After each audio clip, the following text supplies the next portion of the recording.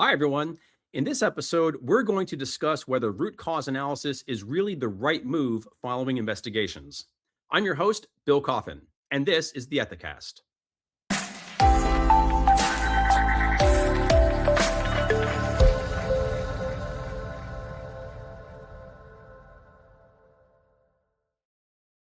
Once an investigation into reports of workplace misconduct is closed, organizations often conduct a root cause analysis, or RCA, on the issue. But is that always the right course of action? Should root cause analysis be conducted for all investigations, or are there certain criteria that should trigger a root cause analysis process? It's a good question because there are plenty of obstacles to overcome when conducting effective root cause analysis, from incorporating the right data analytics to securing leadership buy in. And perhaps the biggest one of them all is ensuring that the lessons learned after conducting root cause analysis translate into sustainable change rather than becoming an unimpactful check the box exercise. With us today to discuss all this and more are Jodie Fredericksen and Eric Jorgenson. Jodie is VP of Data and Services at Ethisphere, where she specializes in implementing corporate compliance solutions for Ethisphere's clients. Her work includes providing clients with E&C thought leadership, drafting and revising policies that meet the highest legal and ethical standards, and evaluating clients' ethics and compliance programs. Jodie, it's great to see you on the program again. Thank you for joining us. Thanks for having me, Bill. Eric is a director on the Data and Services team at Ethisphere and specializes in E&C program management, specifically the evaluation and implementation of corporate compliance and ethics solutions. His work includes evaluations of client programs, assessment of programmatic components, and operational thought leadership for clients. Eric, it's great to have you back. Thank you for joining us. Thanks for having me, Bill. Jodie, once an investigation is closed, should root cause analysis be conducted for all investigations, or are there certain criteria that should trigger a root cause analysis process? So, Bill, this is a really good question. And if you think about it within organizations, many organizations, especially if, larger organizations, may be conducting, a lot of investigations and maybe getting a lot of reports. And so, especially for those that maybe don't have a true root cause analysis process in place, the thought of doing root cause analysis for all investigations could be a really serious undertaking, and it may not be the best approach. So one of the things that I think about and that I'll advise clients when doing program assessment work is, to maybe start on a scalable basis. Think about setting forth criteria for maybe the most impactful investigations. So maybe those that pose serious financial risk. Perhaps it involves a leader, maybe repeated issues, and starting there versus trying to boil the ocean and do everything at once. Because what you don't want to do is establish a root cause analysis process and get stretched too thin, because then what'll end up happening is it may not really be a good process in the end. So again, thinking about, how are you going to start doing this process? Maybe, those type of investigations that really are employee grievances, perhaps you're not going to do root cause analysis for those, especially in early stages. And then also thinking about whatever you decide to do, documenting that process. And you'll hear about that. I'm sure Eric will bring that up as well, later on today when we're talking about how documenting what you're doing, what are you going to do? Who is going to be involved? Why are you doing it? So really thinking of formalizing the process is important. Eric, what are some of the biggest obstacles that organizations face when they're conducting an effective root cause analysis? Are there any strategies that you have for overcoming such obstacles too? It's a great question, Bill. I think the thing that I see there's probably two things that I see most commonly when it comes to working with companies and their approach to root cause analysis and some of the pitfalls. The first one I'm going to say is really analysis paralysis. It's for anybody who's heard some of the other ethicasts that we've done, it's the idea that you have to do everything all at once. Jodie referred to it as boiling the ocean, and I think that's a really applicable way to describe it. The obstacle is being overwhelmed. It's thinking about all the things that we have to do to get this program together, to be able to do root cause analysis, and it's overwhelming. So that analysis paralysis, that pulling together the program, I think is one of the biggest obstacles I see. The other one for lack of a better term, I'm gonna call it organizational resistance. And I think there's a couple of components to that. There's obviously a question of the time involved. It's people dedicating time to do root cause analysis. If you've got a committee, it's having other people provide their resources and their time, pulling data, pulling numbers, all wondering, is this even valuable? Is this really something that we should do? And I would argue it is. It is very much something you should do, but it's still a commitment.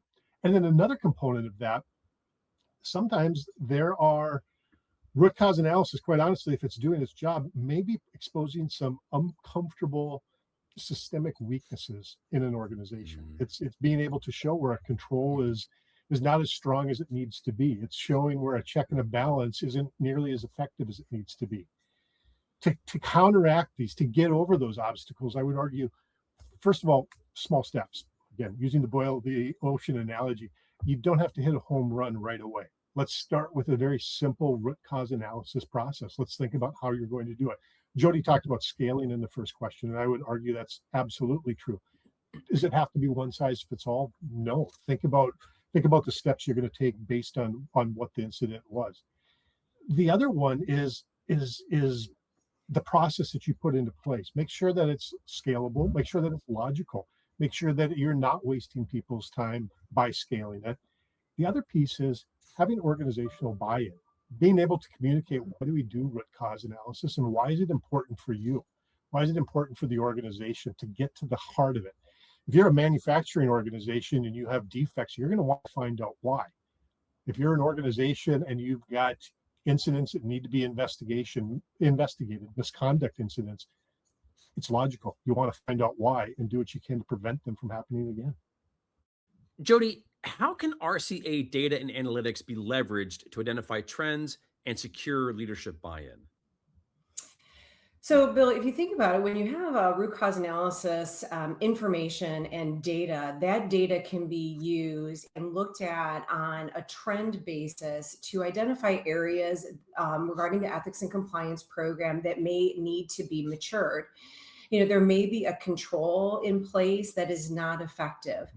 And that is really useful to the ethics and compliance function because it can be telling the story to executive leadership as well as to the board about why are you doing something that the function is planning on doing. So if you're developing your roadmap for the year, why are you going to be focusing on updating policies, or why are you going to be training on a certain topic? So it really is a value add to show what you're doing and how it's responding to risks that your function sees. How do you ensure that lessons learned after conducting root cause analysis translates into sustainable change rather than just becoming a kind of check the box exercise? The last thing you want to be doing is conducting root cause analysis, identifying the root cause, and then not having change as a result of it. That creates risk for the ethics and compliance function for sure. And I think there can almost be a tendency to conduct the investigation, find the root cause, and then think, okay, our work is done. And that's not true. That's really where the work is beginning. You see the root cause, you need to look for trends, and then it's, okay, what do we need to do next? Is it, strengthening control, whatever the case may be. But then there needs to be testing after that as well to make sure that control is actually been enhanced, and is abating the risk that was identified through the root cause analysis process. Eric, what are some of the most common mistakes organizations make when conducting root cause analysis, and how would you advise they go about avoiding them? I think probably one of the most common mistakes that we see, and we alluded to it earlier in the Ethicast, is going too big and getting frustrated with it. Designing your root cause analysis process and thinking you've got to do it all at once.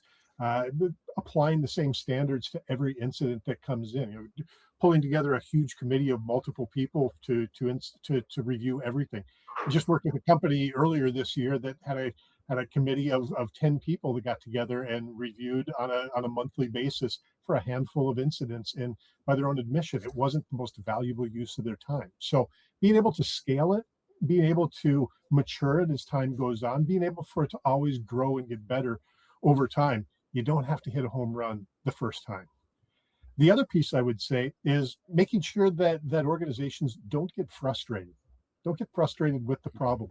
And what I mean by that is not every investigation is going to work its way back to the root cause of some very easy to identify systemic issue that needs to be completed. We need to revamp our training program because it wasn't effective. Not every investigation is going to result in that kind of a root cause finding. So not getting frustrated, being able to accept that this was a bad actor, this was a one-off. It shouldn't be the default, but being able to accept that not everything is a big deal. Jodie, any thoughts on other mistakes that we see organizations do? I think not having a documented process is a mistake. And we see this a lot in the program assessment context, that where organizations will say they have a root cause analysis process. And it's then when you really dig, it's really not formal. So it may not be repeatable. If you have a change in the players within the ethics and compliance function or within HR, for example, the process then may change or it may fall apart completely. So I think not having a formalized process is a potential pitfall or a mistake. I think also not having leadership buy-in or making sure that your leadership is apprised of what's happening and what you're doing is also a mistake. As Eric had mentioned, there can be discomfort at times when you're conducting root cause analysis about what the result is. And the last thing you want to have happen is engaging in this process, not having leadership aware, and then all of a sudden be dealing with some of this potentially uncomfortable situations down the road. It's easier to deal with it on the front end and having their buy-in and their support. A lot of the fraud, a lot of the investigations, a lot of the misconduct that we see, when there's a post-mortem that happens, a lot of times there's a root cause. A lot of times there's a systemic problem. And unfortunately, in the vast majority of those cases, if those organizations would have had an effective root cause program, they would have detected it and you wouldn't have seen them on the front page of the New York Times. Jodie and Eric, thank you so much for sharing your insights today on how organizations can best implement root cause analysis to improve the investigations process. And thanks also for this, the third in our series with you on investigations best practices. Thank you so much for joining us on the show. Thanks again, Bill. Thanks for having us, Bill. To learn more from Jodie and Eric, be sure to check out our related episodes, How to Stop Retaliation Before It Starts and Calibrating Discipline in Investigations. We'll provide links to both of those episodes in this episode's show notes. For a ton of free in-depth reports, guidance documents, articles, videos, and more to help you reach ever higher levels of excellence in ethics, visit Ethisphere's Resource Center at ethisphere.com/resources. Thanks for joining us. We hope you've enjoyed the show. For new episodes each week, be sure to subscribe to us on YouTube, Apple Podcasts, and Spotify. And if you haven't already, please follow Ethisphere on LinkedIn as well to help us spread the word about best practices in business integrity. That's all for now, but until next time, remember, strong ethics is good business.